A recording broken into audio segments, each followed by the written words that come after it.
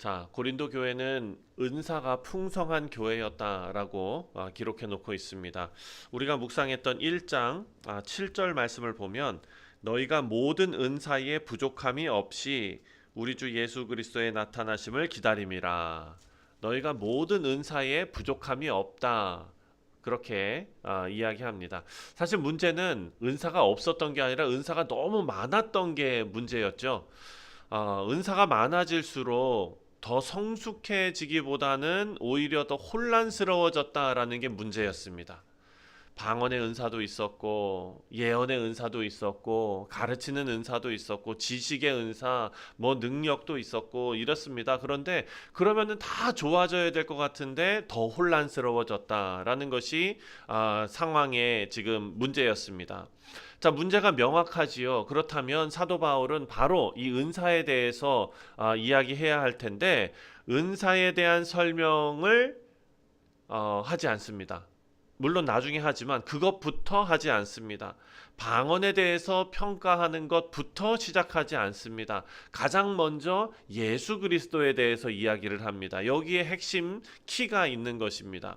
자, 12장 오늘 본문 3절을 보면 그러므로 내가 너희에게 알리노라 하나님의 영으로 말하는 자는 누구든지 예수를 저주할 자라 하지 아니하고 또 성령으로 아니하고는 누구든지 예수를 주시라 할 수 없느니라. 아멘.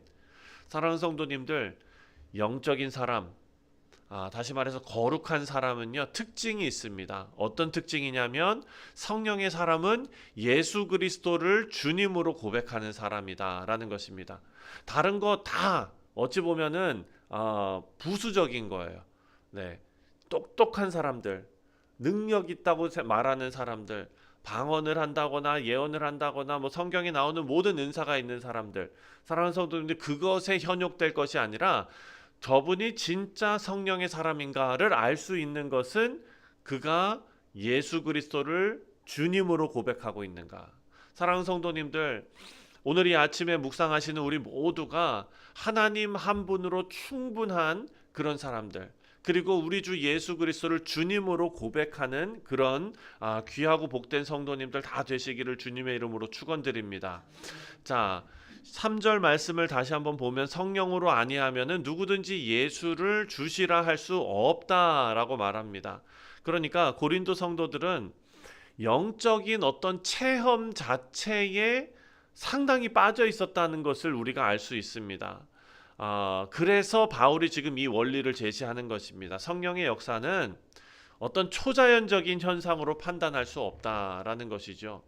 사랑하는 성도님들, 솔직히 말씀드리면 우리가 어떤 영적인 것을 경험하는 것, 그것에 너무 마음을 뺏기지 말아야 한다라는 것입니다.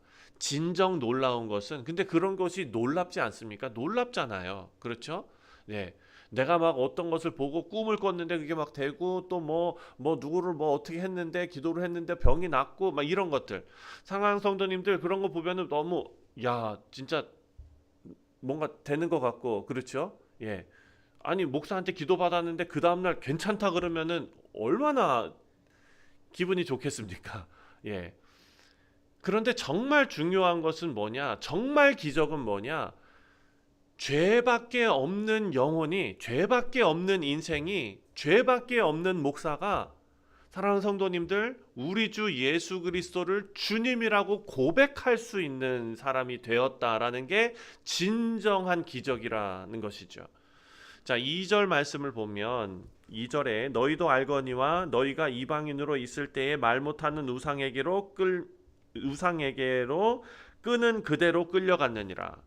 자, 무슨 얘기냐면은요. 이방 종교에도 여러분들이 매력적으로 느끼는 그런 체험, 여러분들이 신기하게 그렇게 생각하는 신비 체험, 황홀한 어떤 그런 경험, 이것도 이방 종교에도 다 있다라는 것입니다. 단순히 신비한 경험이 있다고 해서 그것이 더욱 성령의 역사라고 말할 수는 없다. 사도 바울이 강조하는 것은 진짜 성령의 사람, 그 기준은 예수 그리스도이다. 성령은 언제나 예수님을 높이기 때문이다라는 것입니다. 자, 요한복음 16장 14절에도 마찬가지입니다. 그가 내 영광을 나타내리니, 예수님 하신 말씀이에요. 그는 누굽니까? 성령 하나님이십니다. 성령께서 역사하시면 사람의 시선이 자신에게서 그리스도께 옮겨간다라는 것을 알 수 있습니다. 내 능력이 아니라 주님의 은혜를 말하고 있습니다. 내 경험이 아니라 십자가를 말하고 있습니다. 거룩한 사람의 특징입니다.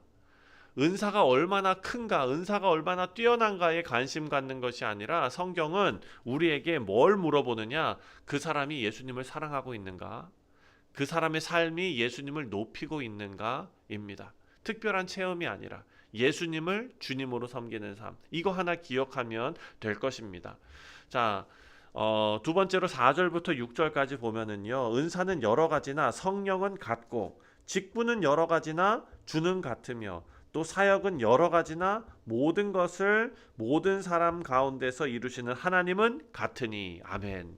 너무나 귀한 말씀입니다. 여기서 우리가 반복되는 그런 구절이 있죠. 여러 가지나, 여러 가지나, 여러 가지나. 자, 다양성입니다. 하나님께서는요, 획일적으로 똑같은 사람들로 다 찍어내지 않으셨다라는 것이죠. 고린도 교회의 문제는 어떤 특정 은사만 중요하게 여긴 겁니다.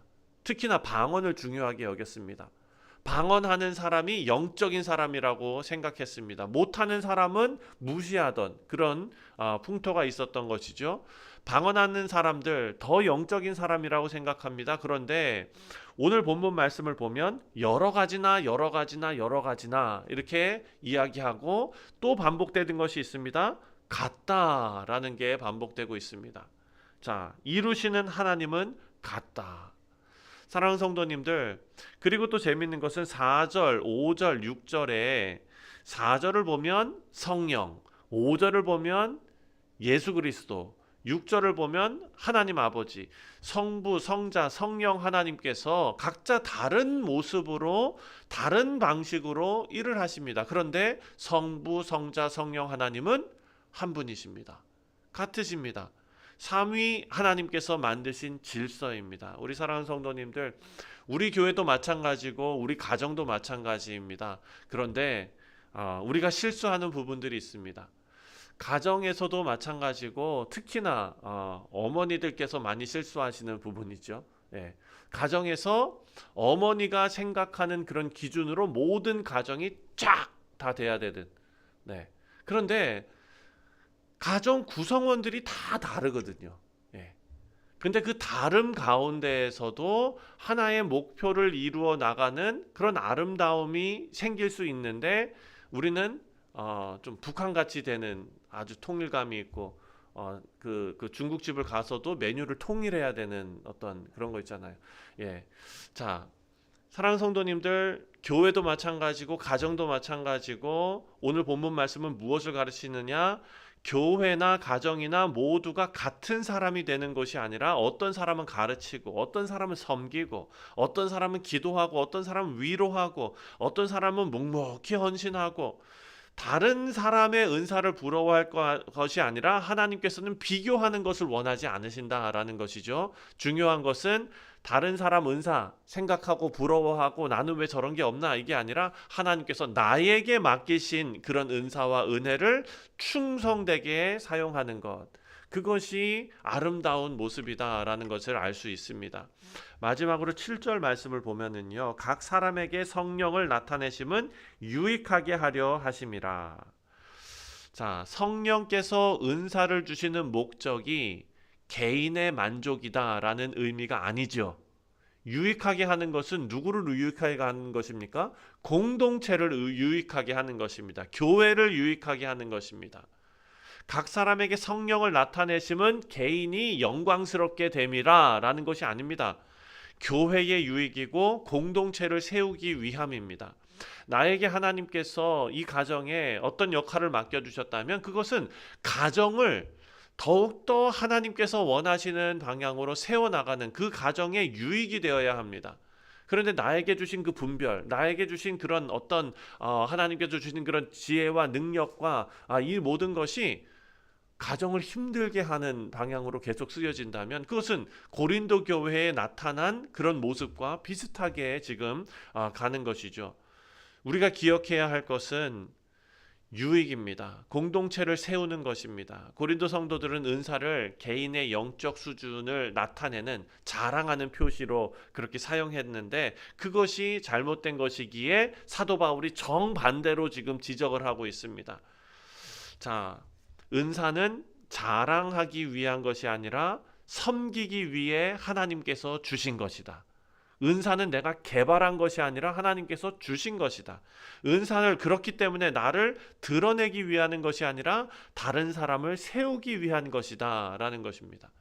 그래서 이 말씀이 이제 우리가 내일 지나서 주일에 고린도전서 13장을 우리가 묵상할 텐데 말씀을 나눌 텐데 그 말씀과 연결이 되는 것입니다. 자, 말씀을 맺습니다. 고린도 교회는요, 은사가 부족한 교회가 아니었다라는 것을 우리가 읽었죠. 은사의 목적을 잃어버린 것이 문제였습니다. 영적인 사람, 성령의 사람은 예수님을 주님으로 고백하는 사람이다.